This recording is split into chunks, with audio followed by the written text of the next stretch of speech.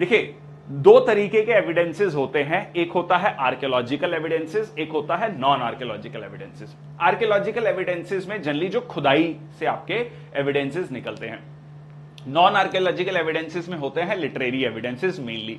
Literary evidences में भी दो तरीके के एविडेंसेस होते हैं, एक होता है आपका सेक्युलर लिटरेरी सोर्सेस और एक होता है रिलीजियस लिटरेरी सोर्सेस। रिलीजियस से बहुत क्लियर है, जो कि धार्मिक ग्रंथ हैं, उनसे भी हमें सिर्फ धर्म के बारे में नहीं पता लगता, उस समय का पॉलिटिकल स्ट्रक्चर क्या था, सोसाइटी कैसी थी, इकोनॉमी कैसी थी, कहीं ना कहीं उसके बारे में भी हमें जानकारी मिलती है।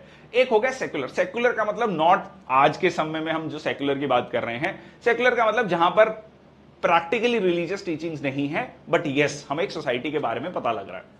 जो सबसे इंपॉर्टेंट माना जाता है वो आर्कियोलॉजिकल एविडेंसेस, क्योंकि लिटरेरी सोर्सेज में लिखने के लिए बहुत कुछ लिखा जा सकता है, बट आर्कियोलॉजिकल एविडेंसेस से आपको क्लैरिटी होती है कि यस ये चीज एक्चुअली वहां पर थी। मान लीजिए किसी बुक में लिखा हुआ है कि एक बहुत बड़ा पैलेस था, वहां पर 500 कमरे थे, भव्य महल था, बट उस तरीके के आर्कियोलॉजिकल एविडेंसेस उस जगह पर आपको नहीं मिलते, तो फिर वहां पर हिस्टोरियंस थोड़े से हो जाते हैं कि नहीं जी हमें इस तरीके के साक्ष्य नहीं मिले हैं, लिखा हुआ है बट साक्ष्य नहीं मिले हैं। ठीक है, आप इस तरीके से समझो कि आज के समय पर अगर कोई हिस्ट्री लिखता है और वो 2000 या 3000 साल बाद डिस्कवर होती है और ये लिखा जाता है कि जी आज की जो पॉलिटिकल लीडरशिप है वो बहुत अच्छी थी, दो तरीके की बुक्स होंगी, एक में लिखा होगा कि बहुत अच्छी थी, एक में लिखा होगा बहुत खराब थी, तो अब बेचारा जो हिस्टोरियन या आर्कियोलॉजिस्ट होगा समय का, वो कंफ्यूज हो जाएगा किसकी बात माने किसकी नहीं माने।